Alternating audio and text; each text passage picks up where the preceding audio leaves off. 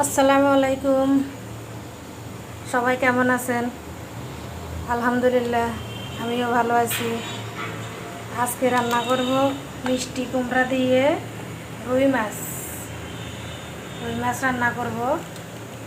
ভাজি করার জন্য হলুদ আর লবণ দিয়ে দিচ্ছি, ওগুলো মেখে নিচ্ছি। এইদিকে কড়াই বসিয়ে দিচ্ছি, এদিকে একটু লবণ ছিটে দিচ্ছি। অনেক সময় কড়াই থেকে মাছ উঠতে চাই না, লবণের ছিটে দিয়ে দিলে মাছ সহজে উঠে যায়। ভাজি হতে হতে মশলাগুলো পিষে নিই।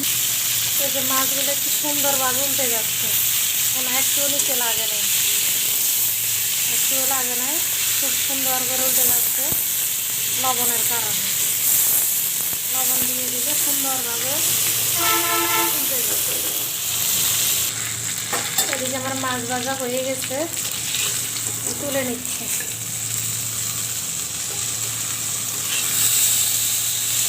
তেল গরম হয়ে গেছে, এখন মশলা সব দিয়ে দিবে। এখানে হলুদ, মরিচ, লবণ, জিরা, রসুন, পেঁয়াজ, কাঁচামরিচ সব একসাথে বেটে নিয়েছি।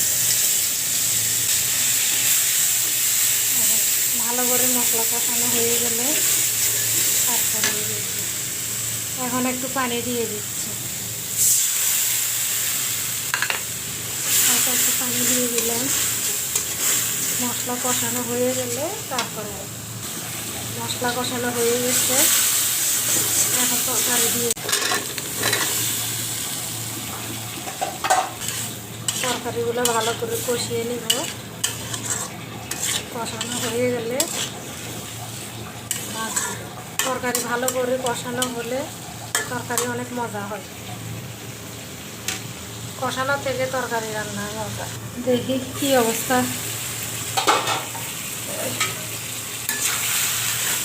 এখনো ভালো করে কষানো হয়নি, একদম ভাজা ভাজা করে নিই।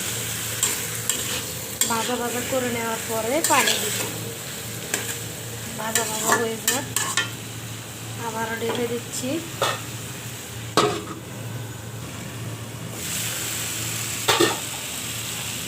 মশলা আমার তরকারি কষানো হয়ে গেছে, ভাজা ভাজা হয়ে গেছে, এখন পানি দিয়ে দিব। মাঝে মাঝে দেখা লাগে, পানি দিয়ে দিচ্ছি। একেবারে দিবার পানি পরে পানি দিয়ে দিলাম। এখন মাছগুলো দিয়ে দিব, ভাজি মাছগুলো দিয়ে দিচ্ছি এক এক করে। ভাজি মাছ সব দিয়ে দিব। এটার উপরে হয়ে যাবে। তরকারি আমার প্রায় হয়ে গেছে, এখন নামিয়ে ফেলবো। যে মাখা মাখা হয়ে গেছে, এখন নামিয়ে ফেলবো। আমার রান্না কেমন হয়েছে কমেন্টস এবং লাইক দিয়ে আমাকে বলবেন। সবাই ভালো থাকবেন। আসসালামু আলাইকুম।